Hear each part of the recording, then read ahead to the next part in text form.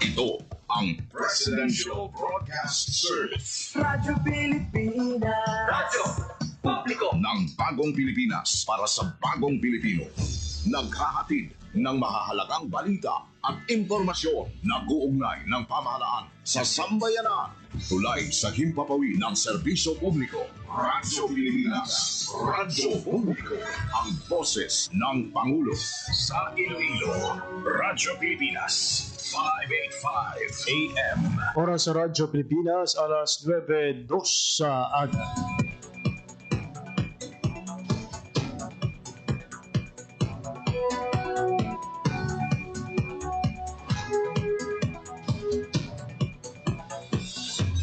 Sa Western Visayas, Panay Island, na tinamaan itong island-wide blackout.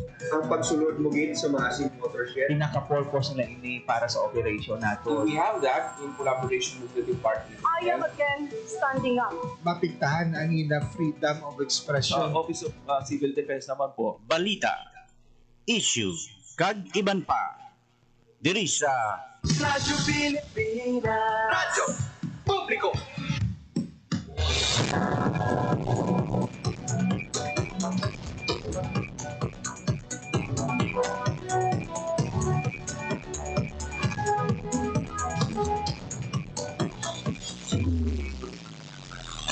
Mayong aga Pilipinas, mayong aga Western Visayas. Siyudad kag probinsya sa Iloilo kag kutob sa malamutan sa amon pagserbisyo. Dinggaman nga bahin sang kalibutan nagahatag kami sa katahuran. Mayong aga, good morning sa inyong katanan. Mabayan, welcome sa isa namang edisyon sa pagpalagad sa programa Balita, Issue kag Iban pa. Adlaw kita karon sa Lunes, Hulyo 7, 2025. Kini mga biyan ang labing unang nga Lunes sa apatanan ka Lunes karon nga ikapito nga bulan sang tuig 2025. Maging po ninyo until 9:55 in the morning. Ako ang inyo alagad, JP Hervas. Sa aton mga sugitag palamati all over Western Visayas, province sa Baclan, Antique, Capiz, Guimaras, Iloilo, kag sumuman sa aton mga kulturan sa Negros Occidental, maayad-ayad gid gaga sa inyong nga tanan. Kinatamyo taman sa isa ka maayad-ayad gadlaw ang aton nga mga overseas Filipino workers and Filipinos living abroad. Ang aton nga pagpangalagan hindi lang mabatean sa kanginan, kundi mapamatian kag matanaw man online. Mabatian kami live sa 585 kHz sa lisuan sa inyong mga radyo. Sumuman sa aton nga official Facebook page ang Radyo Pilipinas Iloilo. Sa aton nga mga sugitag palamati sa sini nga pagpangalagan, mayad-ayad gid nga adlaw si ag sa kinaandan. Magadulong kita sa pila ka mga balita nasyonal, balita lokal, kag pila ka mga impormasyon may kangtanan sa aton nga rehiyon. Lakip sa ginasaulog subong adlaw mga biyan, Hulyo 7, ang ika-2 ka tuig anibersaryo sang pagperma ni Presidente Ferdinand R. Marcos Jr. sang RA number 11953 kung ang New Agrarian Emancipation Act. Maduduman mga biyang naging permahan ni Presidente Ferdinand R. Marcos Jr. ang nasambit nga layi o kung ang New Agrarian Emancipation Act sa Hulyo 7, 2023. Ini nga layi amo ang nagpahilway sa kabin 610,000 ka mga agrarian reform beneficiaries o kung ARB sa ilang mga utang sa duta. Nagpaagi sini 57.5 billion pesos nga utang ang ginkan sila. Lakip na dari mga biyan ang interest, multa kag estate tax na nagasakop sang 1.17 milyones pesos ka hektarya sa duta. Maduduman mga biyan sang siling karon lang in padulungan mismo ni Secretary Conrado Estrella III ang probinsya sa Negros Occidental, partikular ang syudad sang Bago, para pangunahan ang pagparagdag sang kokro kung ang Certificate of Condonation with Release of Mortgage nga amo ang pamatuod nga ginapanas na sa gobyerno ang utang sang mga ARB. Sa nasambitiya nga pagparagdag sang kokro 1.8 bilyones pesos nga balor sang gintingog nga utang sang 11,179 ka ARB ang nagbaton sa Certificate of Condonation with Release of Mortgage. Ay sining mensahe ginatag ni Secretary Conrado Estrella III sa Baguio City na wala nagauntad sa pagmaragtag sang titulo, pagpanas ang utang, pagpalabot sa mga nanuay-tuhay nga support services, kaagay sa mga makinarya sa lakyan kag kagamitan. Ang Department of Agrarian Reform nagatingwa man nga matagan sang scholarship, mahatagan palangabuyan kag access sa ikaayong lawas kung mga serbisyo sa ikaayong lawas ang mga manguguba.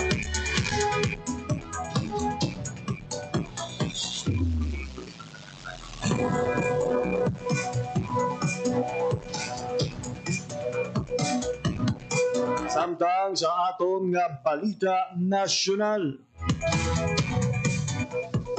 Tacloban Leyte ang destinasyon subong adlaw ni Presidente Ferdinand R. Marcos Jr. para sa duha ka aktibidad nga may kangtanan sa pagbabaskog sang internet connectivity. Sa schedule sang punong ehekutibo, una nga padulungan sini ang grand launching sa National Fiber Backbone Phase 2 and 3. Ini ang kabahin sang national project sa pagpahamtang sa government-owned nga fiber optic network para sa mas madasig kag mas abot kaya nga internet sa bugos ka Pilipinas. Sakop sang sining Phase 2 kag Phase 3 ang proyekto sa Southern Luzon kag pila ka bahin sang Visayas kaangay sang Cebu, Negros kag Leyte. Ginalauman nga mahatagan ini kung makahatag ini sang mas madasig kag mas barato nga internet connection ilabi na sa mga rural kag underserved area.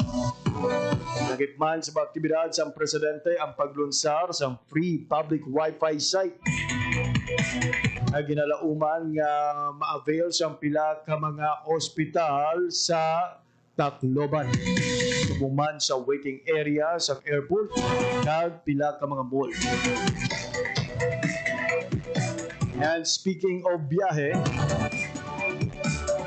natala naman nga magbiyahe padulong sa pusod Japan ang mga tiglawasang Philippine Navy para busision ang ginatanyag nga Abukama class destroyer escort. Sang pagkumpirma sang Navy nga ginaplastar na ang pag-transfer o kon pagsaylo sa pila ka barko sa Japanese Maritime Self-Defense Force sa Pilipinas. Sa kay Navy spokesperson Captain John Percy Alcos, ginimbitaraan sila sa Japanese Ministry of Defense para sa joint visual inspection sa nasambit nga destroyer escort ship. Tiyon nga madayon ini ang labing unang nga destroyer ship sa Pilipinas nga mangindugang sa mas magagmay frigate kag mga corvettes. Ebro ang nakadisenyo ang nasambit nga war asset para sa anti-submarine kag anti-ship warfare na nagkalinya nga magkuha si dalong sa AFP Modernization Program. Sa digsin siya nga impormasyon, anong kay unit sa destroyer escort ang kasado nga ihatag sa Japan sa Pilipinas Dila kabahin man sa paghumpong sa katuyuan na ipabilin ang kalinong kag katawhayan kag patina ang kabaskog sa rehiyon sang Indo-Pasipiko. Samtang gimpa siguro sa Philippine National Police o PNP ang ilang kandaan nga maghatag proteksyon sa mga ginatukod nga irigasyon sang gobyerno sa mga malayo nga lugar. Ini kasunod sa pagperma sa isa ka Memorandum of Understanding sa PNP kay National Irrigation Administration o KUNIA. Nagtambong sa flag raising ceremony sa Campo Crame, subong adlaw si NIA Administrator Engineer Eddie Guillen, kaupod si PNP Chief Police General Nicolas Torre. Sa nasambit nga aktibidad kinanunsyo sang Ilonggo PNP Chief ang paggamit sang ginbuhi nga pulis sa barangay para magserbe nga proteksyon sa mga bag-ong pasilidad sa NIA. Partikular na pagbantayan sang PNP ang mga geographically isolated and disadvantaged area nga masami may pamahog sang kalarasan. Pinatagan punto ni Torre nga pamaagi sini mapakita nga relevant ang PNP tungtod sa pagbantay sa pagkaon kag tubig sa mga nagapuyo sa mga malayo nga lugar. From PNP to Coast Guard, napahalong sa Philippine Coast Guard ang mga mangingisda subong parahon sa bagyo kag may malaing nga padyempo. Ginpagwa nga reminder sa PCG. Ginpatpat sini nga dapat hibaluon anay ang lakat sa panahon antes magpalawod. Pagpamati sa radyo kung sa TV sa ulat panahon. Dikawan ang pagpangisda kung may bagyo o kung hindi manami ang padyempo. Siguraduhon nga maayo ang makina kag bangka. Magdala sa life jacket, flashlight, baterya, pito kag fully charged cellphone. Ipahibalo sa barangay kag lokal nga opisyal ang inyong pagpalawod.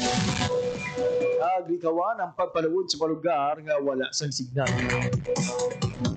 Naglabaw sa tanan, dapat gid nga dumdumon sa mga mangisda. Ila sining safety antes ang ilang palangwian. Sunod sa Philippine Coast Guard, hindi magkakipag sa palaran sa tunga sang panganib.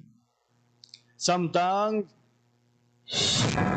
naglabot na sa masobra 27,000 kapamilya o kung equivalent sa 82,548 individual ang nabalahag sa Department of Social Welfare and Development o DSWD nga apektado siyang pag-ulan bangod sang bagyong Bising kag habagat. Suro sa datos ng DSWD may 55 kabarangay ang apektado sa Ilocos Region, subong man sa Central Luzon kag Cordillera Administrative Region. Hindi naman dugangan ang nasambit nga numero sa mga pamilya nga nagpabilin sa evacuation center na nagpabilin sa duwagid lamang. Paday naman ang pagparabot sa bulig sang DSWD. Naglabot na sa inisyal nga halos 170,000 pesos para sa mga apektado ng LGU. Nagpabiling naman nga nakahanda ang 3 billion pesos nga balor sa stockpile kag standby funds ng DSWD para maghatag response kung magsabat sa mga kinahanglanon sa mga apektado nga residente. Oras sa Radyo Pilipinas, alas 9:15 sa aga. Nabatian mga biyan ang unang hugna sang aton sining nga mga balita nasyonal. Sa sining oras, magakuha man kita sang latest update sa lakat sang panahon. Ibalo naton sa Pag-asa Iloilo ang mangin panyempo subong iya nga adlaw kag subong man sa nabiling adlaw sa ikaduha nga semana sang Hulyo. We expect an improving weather condition kung kaangay sang weekend nga masami ang pag-along at pagtupa sang talitig kag pagulan. Oras sa Radyo Pilipinas, 9:16 in the morning. So Pilipinas Weather.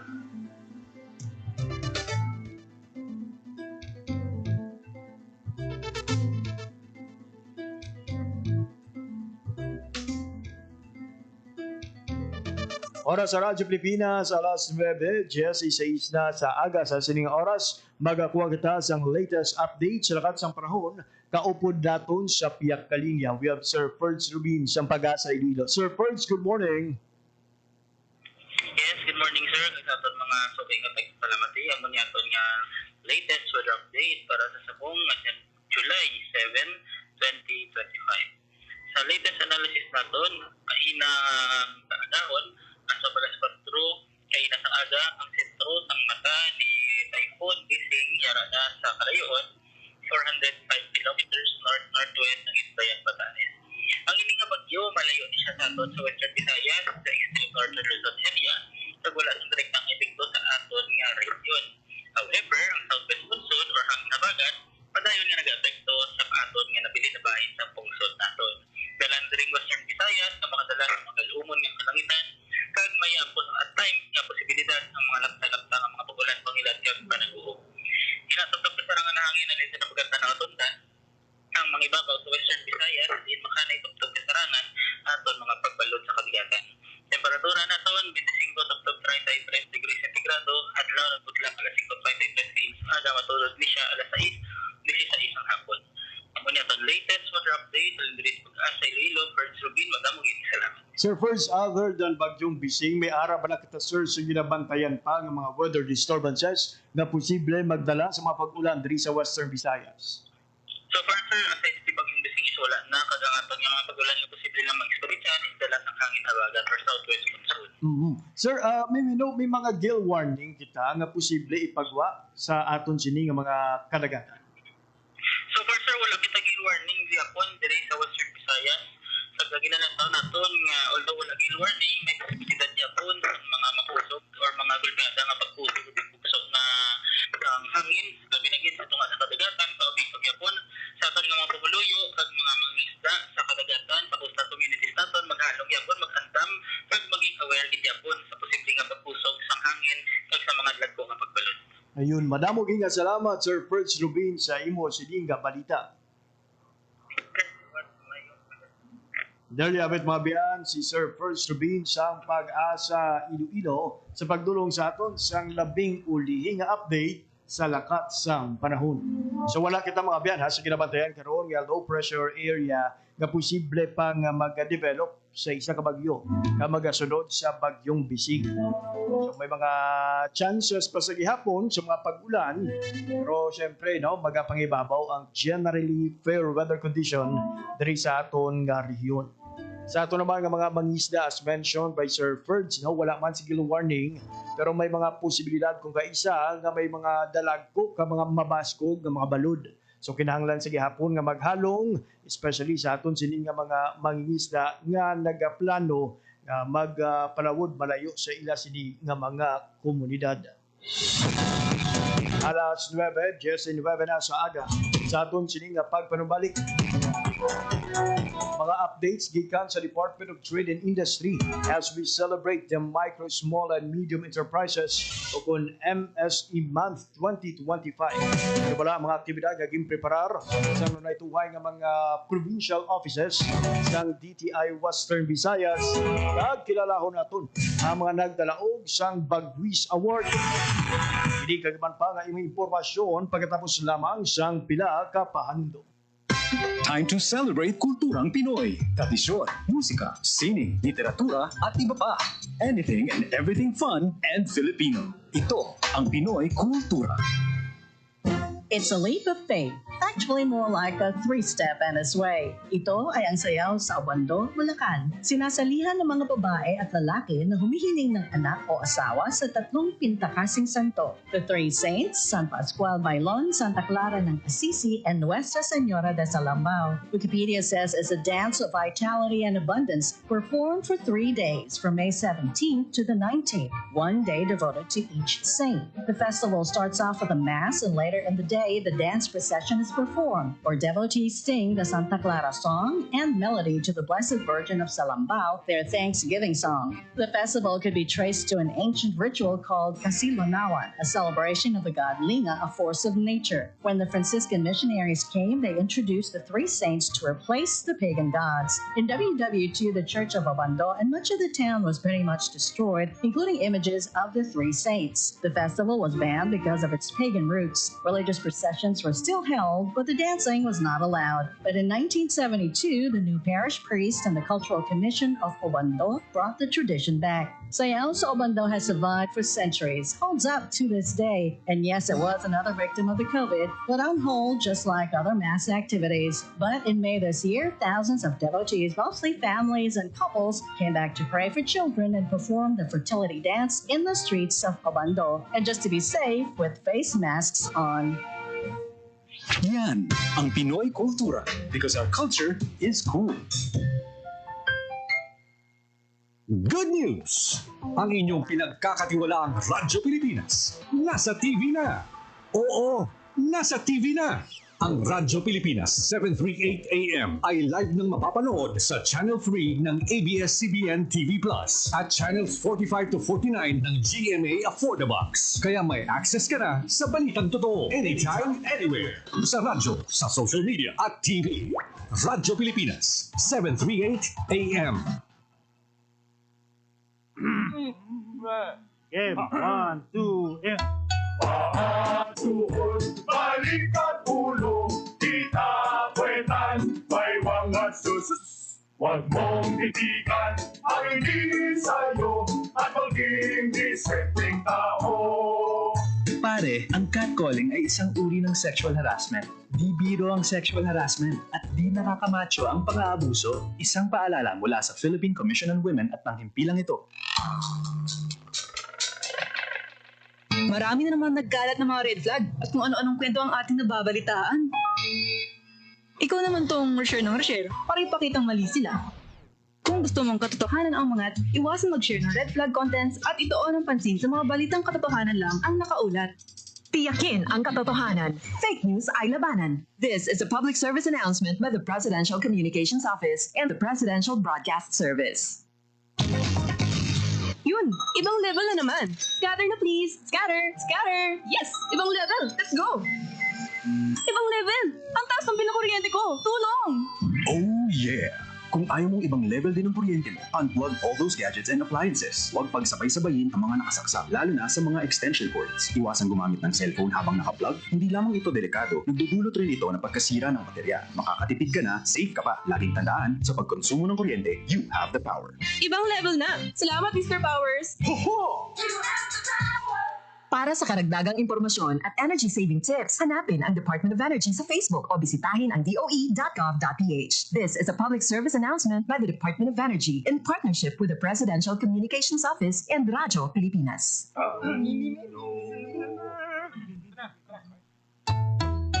Ang suwit-sit ay bang-bang-bang, ang suwit-ball ay bang-bung-bang, ang babae sa lansangan, huwag hiritan kundi galang. Pare, ang catcalling ay isang uri ng sexual harassment. Di biro ang sexual harassment at di nakakamacho ang pang-aabuso. Huwag hiritan kundi galang. Isang paalala mula sa Philippine Commission on Women at panghimpilang ito. Perwisyong idinulot ng African swine fever sa hog industry ng bansa umabot na sa pagdeklara ng state of calamity. Pangunahing target ng kagawaran ng agrikultura na muling pasiglahin ng sektor ng mga magbababoy. Cash assistance para sa mga backyard hog raisers. Inilaan din gaano kaya kabilis makakabawi ang hog industry. Ang rehabilitasyong ito na ba ang makakapigil sa paglaganap ng ASF? Anong epekto ng proklamasyong ito para sa presyo ng karning baboy sa merkado? Patuloy na tumutok para sa mga pinakahuling balita tapat sa pag-uulan. Radyo Pilipinas. For 53 years, the people suffered from heartless communist terrorists who killed thousands and are killing thousands more. They destroyed families, our youth, and their dreams. There should be accountability for human rights abuses and ISL violations. Our people have had enough of this senseless violence. Thousands have already surrendered for genuine peace and development. Together, victory will be ours.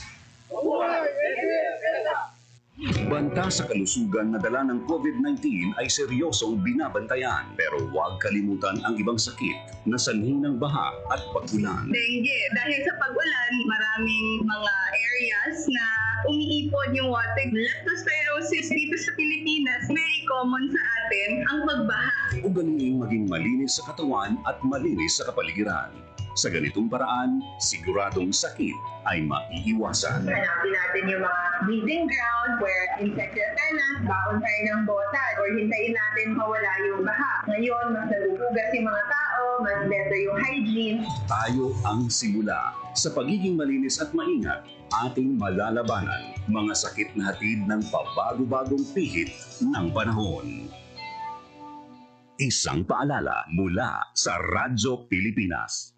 Oras sa Radyo Pilipinas, alas 9:27 na sa aga. Sa po nagapamati ka mo sa pagpakalagad sa programa Balita Isyu Gagman pa sa Radyo Pilipinas, Radyo Publiko. Radyo Pilipinas. Radyo Publiko. Radyo Pilipinas. Mabiyan ang Department of Trade and Industry ang nagapanguno karon sa pagsulog sa Micro, Small and Medium Enterprises o kon MSME Month. Pila ka mga aktibidad ang ginprepara sa nunaytuhay nga mga opisina sa Department of Trade and Industry Western Visayas para ma-highlight ang importansya sa sining nga selebrasyon nga kilalahon ang kontribusyon sa mga micro, small and medium enterprises. Kag sa tuyo nga pasanugon pa ang ila sini nga estado nakaangkla sa tema Asenso Negosyo, Angat Kabuhayan, Bagong Pilipinas. Lakip sa mga aktibidad nga preparar sa Department of Trade and Industry Western Visayas, partikular sa probinsya sa Aklan. From July 7, sugod sa mga adlaw, tubtub sa maabot nga Domingo, Hulyo 13, hiwaton ang Enterprise Development Assistance Negosyo Center Information Caravan kon NCIC. Buwas nga daw Hulyo 8, may hiwato naman nga Product Development. Kag sa Hulyo 10, hiwato naman ang Financial Management Training sa Bensi ARC Buruanga Clan. Samtang sa bahin naman sang Antique, from July 7 to 13, hiwaton ang Obra Antiqueño MSME Week Product Showcase. Kagwas nga daw, hiwaton ang Provincial MSME Summit.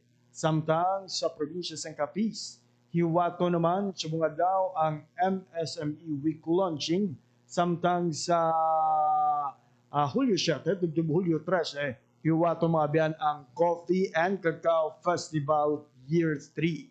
Kag sa Hulyo 8, buwas nga daw, hiwaton ang AI Basics and Familiarity. Sa Hunyo 9, tugtub 11, hiwaton ang MSME Month Youth Entrepreneurs Business and Entrepreneurial Guide to Building a Business. Samtang sa probinsya ng Guimaras, from July 9 to 11, hiwaton ang Go Digital Boosting MSME Growth. Kag sa Hulyo 10, hiwaton ang Marketing Capability Enhancement Training for Carp Arbos.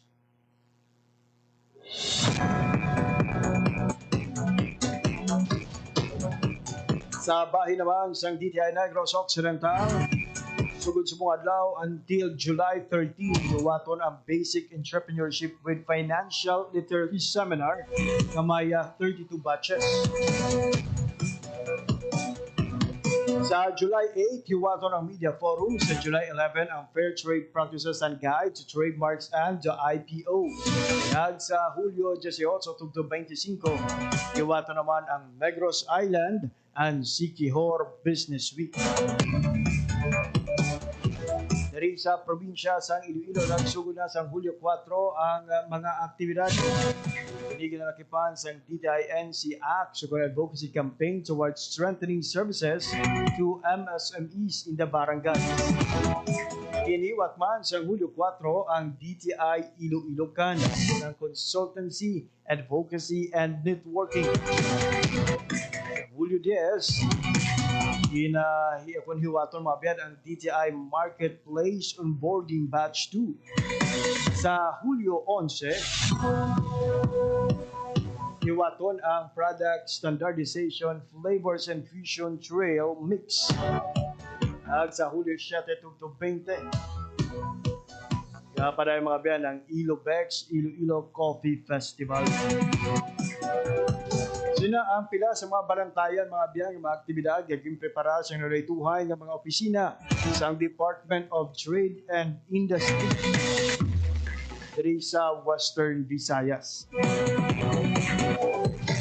Mention ko kayo na mga biyan ang Capiz Coffee and Cacao Festival Year 3 kaya pagabuksan sa SM City Event Center sa mga adlaw sang Lunes. Sundo sa Capiz mga biyan o sa DTI Capiz. Ang ining nga aktibidad ang pasakupan sa 15 tanan ka exhibitor. 11 ang naghalin sa coffee industry, samtang 4 naman gikan sa cacao industry. Nakip sa mga aktibidad ang trade fair and exhibit, coffee appreciation brewing, cacao tablea demo, business matching, kag awarding ceremony.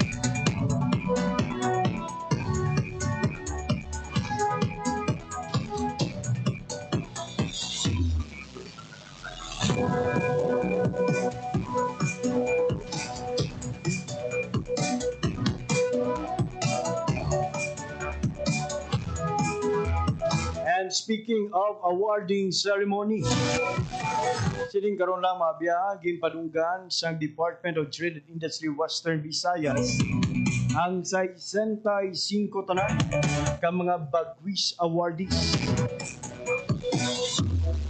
Sa probinsya sa Aklan, may 8 ka awardees, sa Antique may 6, sa Capiz may 5, sa Guimaras may 1, sa Iloilo may 17, at sa Negros Occidental may 28. Keep sa mga tagbaton sa probinsya sa Aklan ang Philippine 7 Corporation na nagbaton sa Bronze Bagwis Award.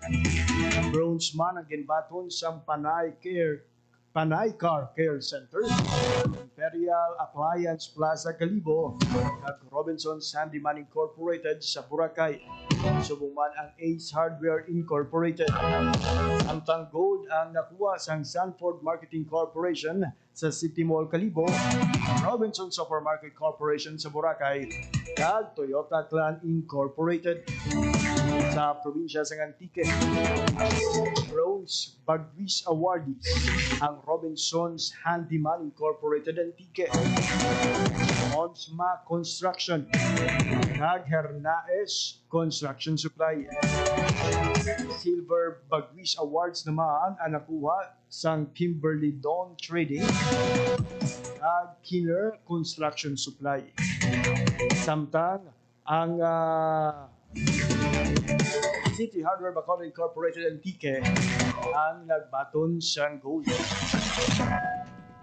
Sa bahay naman sang Capiz, nakip sa mga Bagwis awardees, nagbaton sang bronze ang Robinson's Appliance Corporation Rojas, TW Car Care Center, Robinson's Handyman Incorporated Gaisano Mall, Robinson's Handyman Incorporated City Mall, kag Robinson's Supermarket Corporation, Robinson's Department Store Rojas. Sa Guimaras, Silver Bagwis Awardee ang Prince Pan Corporation. Sa Iloilo, Bronze Awardee ang Robinson's Handyman Valeria Branch, Robinson's Handyman Ledesma Branch, at Robinson's Handyman Pavia Branch. Samtang Gold Awardees naman ang Robinson's Supermarket Corporation, Robinson's Department Store Haro, Robinson's Supermarket Corporation, Robinson's Department Store Pavia, Sanford Marketing Corporation, Save More Strata, Toyota Iloilo Incorporated, Robinson Supermarket Corporation Maine, Robinson Supermarket Corporation Molo, Haro, Pavia, Kagang Sanford Marketing Corporation, Save More Pavia, Save More Haro 1, Save More Haro 2, Save More Kalinog, kag Save More Pasig. Para magkompleto sa 65 ka Bagwis Awardees karong nga tuig, nakip sa mga tagbato naman sa Negros Occidental, sa Bronze, Super Shopping Market Incorporated SM Hypermarket, Robinson's Handyman Incorporated, ang Gaisano Capital San Carlos, samtang Silver naman ang Ogaser Corporation Prince Hypermart. Subuman ang City Hardware Bacolod Incorporated Sinai, City Hardware Bacolod Incorporated Mandalaga, City Hardware Bacolod Incorporated Tangub, Pure Gold Prize Club Incorporated sa Libertad, ang Sanford Marketing Corporation Save More Market City Mall sa Gordon Field, Victorias, Mandalagan, San Carlos, kag City Mall, Kabangkalan.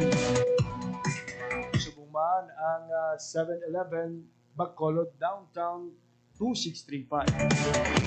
Kag ang Sharp Philippines Corporation. Samtang Gold Bagwis Awardees, ang Bercolege Philippines Incorporated, Mr. DIY Centroplex Mall Bacolod, Mr. DIY Victorias, City Mall Victorias, kag Mr. DIY Handumanan. Subuman ang Golden ABC Incorporated Pen Shop Ayala Capitol, Oxygen Ayala Capitol, Regatta Ayala Capitol, kag Pure Gold Prize Club Incorporated, La Castillana. Nagbaton man sa gold ang Metro Retail Stores Group Incorporated, Metro Supermarket Ayala Capitol Central, Metro Department Store Ayala Capitol, Ayala Capitol Central, Abenson Ventures Incorporated, kag Toyota Iloilo Incorporated, Toyota Negros Occidental Service Center, Toyota Negros Occidental, kag SMCT Supermarket Bacolod. So ina ang mga awardees sa 2024 Bagwis Award na ginahatag sa Department of Trade and Industry o kon DTI.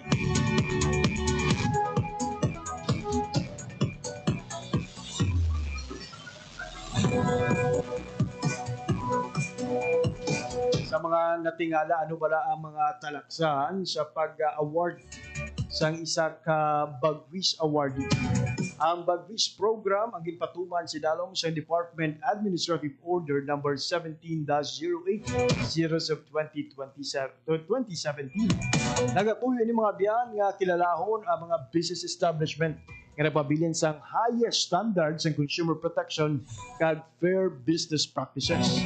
Di nagalusong man sa pagtukod sa mga consumer welfare desk o kung equivalent ng mga customer relations officers agud maghatag sang consumer information kag magsurvey nga mekanismo sa madasig nga pag-resolve sa mga consumer complaints. Ang establishment ang mahimo padunggan sa gold, silver o kon bronze Bagwis seal. Ang bronze award ang ginahatag sa mga negosyo nga nagakomply sa mga applicable consumer laws kag nagapakita sa epektibo nga customer relation services kag efficient store management operation. Sila man ang may epektibo nga customer relation services nga makitaan pinagi sila nga pagtukod sa consumer desk kag consumer complaints handling mechanism. Ang silver award naman pinahatag sa mga negosyo nga nagasunod sa mga bronze award requirements kag nagapakita pagid sang social commitment kag responsibility. Samtang ang gold award nga mo ang pinakamataas nga distinction nagakilala sa mga negosyo nga nag-observe sa mga parametro sa dalom sang silver award kag nagtukod sang quality orientation management. Ang nasambit na award mga abyan ang valid sa sulod sang 3 ka tuig humalin sa adlaw sang conferment. Sino bala ang mahimo makaupod sa sining Bagwis Award? Mayara sang 7 ka kategorya ang business establishment nga mahimo ma-nominate para sa Bagwis Award. Ini ginakipan sa mga supermarket with grocery store, department store, specialty store, appliance center, hardware store, convenience store, kag mga DTI accredited service and repair shop. Kag sa nasiling ko na kayo na mabiyan ha, may 65 ka Bagwis awardees ang aton nga rehiyon sa tuig 2024. 33 ang nagbaton siyang Gold Bagwis Award, 15 ka Silver Seal, kag 17 ang Bronze. Pasalamatan naton ang mga establishmento nga ini nga nagsunod sa mga panugyan sa aton nga Department of Trade and Industry.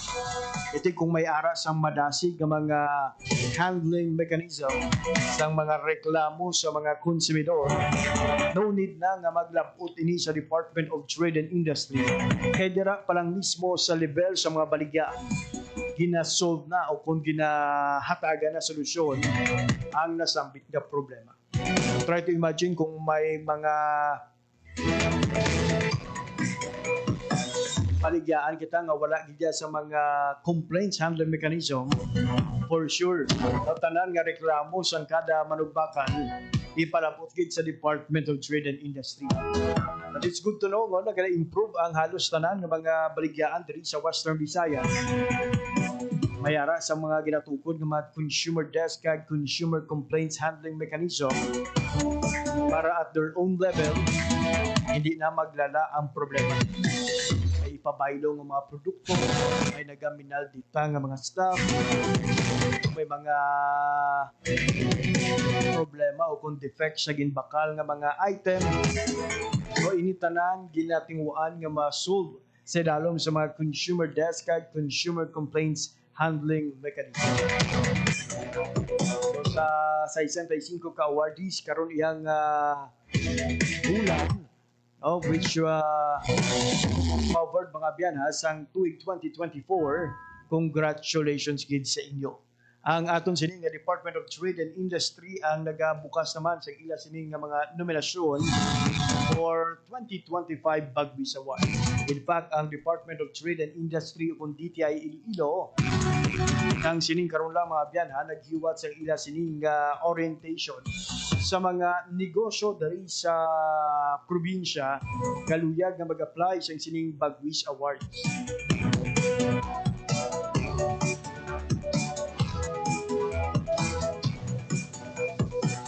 Oras sa Radyo Pilipinas, alas 9:43 sa aga. Sa atong pagparbalik dugang ang mga balita lokal, update naman gikan sa OCD Negros Island Region kag sa Department of Agriculture pagkatapos lamang isang pila ka panumdum. Chong, chong, chong, chong, pasipol-sipol, mga manong sa labas. Pagtigil at gumalang, kaya ikaw sa nabibig, kundi maganda ang lalabas. Pare, ang catcalling ay isang uri ng sexual harassment. Di biro ang sexual harassment at di nakakamacho ang pang-aabuso. Kaya ikaw sa nabibig, kundi maganda ang lalabas. Isang paalala mula sa Philippine Commission on Women at panghimpilang ito.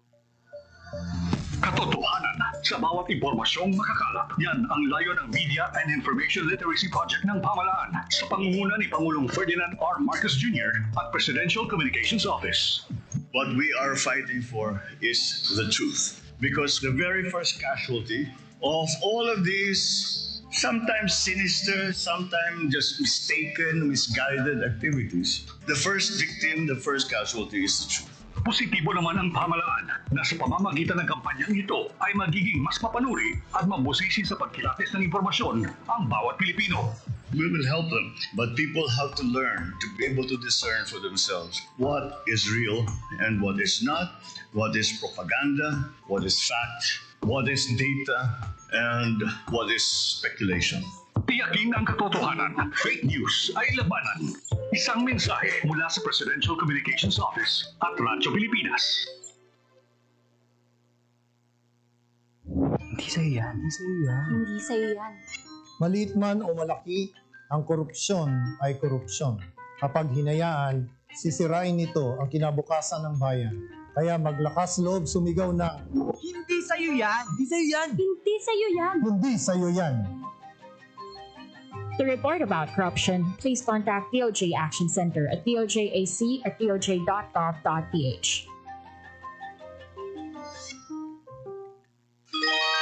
Putulin mo na yung puno sa harap ng bahay para makita yung magandang bahay natin. Ang puno nagpapaganda sa bahay. Yung bahay nga natin galing sa puno, di ba? Sa bawat isang puno na napuputol din ang ating pinagkukunan ng oxygen. Di po ba sa puno nang gagaling ang prutas? Ang puno ay buhay. Lahat ng may buhay sa daigdig ay kaugnay sa buhay ng tao. Isipin mong mabuti bago ka puputol ng puno. Sana magtanim tayo ng puno para may puno pa paglaki ko, Lola. Paalaala mula sa Integrated Environmental Management for Sustainable Development Program, DENR, at ng programang ito.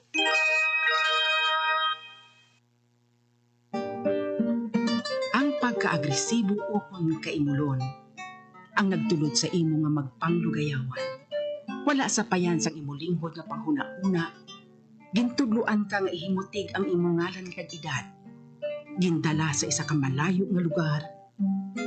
Ginpilit nga magsupak sang layi, ginhimuslan ka ginmaltratar. Ikaw, isa biktima sa human trafficking. Hindi magkahadlok. Magtawag gilayon sa 242-0792 upang mag-report sa pinakamalapit nga istasyon sa pulisiya. Ang pagsupak sa human trafficking law o kon RA 9208 may silot nga bugos kabuhi nga pagkabilanggo kag multa tubtub 5 ka milyon. Ini isa ka pahinumdum sa Office of the President, PIA, Visayan Forum Foundation Incorporated, UNICEF, KBP, kag ining istasyon. This is a public service announcement. Isang paalala mula sa National Telecommunications Commission, National Capital Region o NTC-NCR. Ang kanilang Oplan Contra Text Scams. Oplan Contra Text Scams. Binabalaan ng publiko na sakaling kayo ay makatanggap ng kakaibang text messages sa mga di kilalang numero o di kaya ay mga text messages na may kahina-hinalang mga link.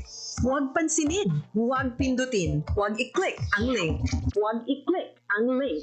Ipagbigay alam agad sa NTC website ntc.gov.ph o kaya sumulat sa kanilang email na contratextcam@gmail.com. Sa mga panahong ito, huwag padaya, maging wais na madla. Makibahagi sa Oplan Contra Text Scam. This is a public service announcement. Public service announcement from PBS, Presidential Broadcast Service, and Radyo Pilipinas. Oras sa Radyo Pilipinas, 9:48 in the morning. Sige po nagapamatika mo sa pagparagad sa programa Balita, Issue, Kagiban pa. Pilipinas. Radyo Publiko. Radyo Pilipinas. Mabiyan kadungan sa pagsulog sa National Disaster Resilience Month 2025 ang OCD Negros Island Region ang naghiwat sa simulation exercise para sa Canlaon Volcano Eruption Alert Level 4 sa nagligad iyang Sabado. Ini nga aktibidad naging pasagupan sa naituhay ng mga ahensya ng mga departamento kalakip na diri ang Bureau of Fire Protection, Negros Occidental Police Provincial Office, ang Philippine Coast Guard, ang 303rd Infantry Brigade, Philippine Red Cross, Department of Social Welfare and Development, and Department of the Interior and Local Government, Department of Health, Department of Education, kag na iban pa nga mga opisina gikan sa mga provincial government kag sa Office of Civil Defense. Ang Office of Civil Defense Negros Island Region nag-observe kag nag-evaluate sa ginhiwat nga full-scale exercise. OCD-NIR personnel ang gideploy sa nanituhang mga areas diyon sang simulation. Nagpila ka mga personnel na pabilin sa Provincial Disaster Risk Reduction Management Office, Emergency Operations Center, kag nag-monitor sa Canlaon Volcano activity. Samtang may mga personnel naman nga nagupod sa logistics sa pag-transport sa mga welfare goods halin sa warehouse padulong sa mga kampo. Kag ang iban nag-upod sa pagsugat sa mga evacuees halin sa ilatag sa mga area. Ang simulation exercise ang nagsugod kag natapos sa Paraad Park and Stadium sa Bacolod City. Sa diin ang mga internally displaced persons ang nag-abot sa Paraad. Ibutang sa holding area, ginatagan sa snacks para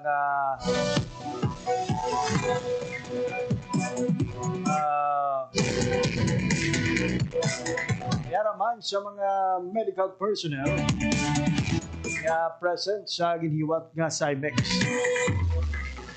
Agad nga mag-assess sa mga kondisyon sa mga IDPs. Ginhatagan man sila sa prescription o medication o vitamins na ilang kinahanglanon. Sa pangkabilugan mga biyan, ang talang mga participating agencies, departments, kag mga office na perform sa ila sinitag sa mga katungdanan ang naging epektibo gid. Dahil naging matalunsay ang ginhiwat nga simulation. Oras sa Radyo Pilipinas, 9:51 in the morning. Wala kita sa oras nga labilin sa atong sining nga pagpalagad. Diri gilamang ko batong edisyon sa mga adlaw sang Lunes, Hulyo 7, 2025. Sa ngalan sa akong mga katuwang teknikal, Mr. Alan Defante sa studio, kag Mr. Rochelle Jones Otahero sa transmitter. Ako naman ang inyong ginalagad, JP Herbas. Madamo salamat sa inyong pagpamati. Maayong aga, Pilipinas. Balita, issue, kag iban pa. Diri sa Radyo Pilipinas. Radyo Publiko. Radyo Pilipinas. Ang inyong tulay sa himpapawid ng serbisyo publiko, ang Presidential Broadcast Service, Radyo Pilipinas, Radyo Publiko. Radyo Pilipinas. Radyo Publiko. Kinilala ng pang-international at prestigyosong Asia-Pacific Broadcasting Plus Awards 2025 para sa kategorya ng Government Streaming. Ito ay dahil sa epektibo nitong pagsasanib ng mga tradisyonal na media tulad ng telebisyon, radyo at print para masabayan ang mabilis na pag-inog ng mundo ng digital at social media tungo sa mas epektibong paghahatid ng mahahalaga at napapanahong mga impormasyon sa mamamayang Pilipino. Kinilala rin ang Radyo Pilipinas dahil sa patuloy na pag-akyat ng rating. Ngayon ay matatag sa pang-4 na pwesto sa Mega Manila ayon sa pinakahuling Nielsen Radio Audience Measurement Survey. At sa social media, nakamit ang mahigit 2,000% pagtaas ng bilang ng mga sumusubaybay sa Radyo Pilipinas page sa unang bahagi ng 2025.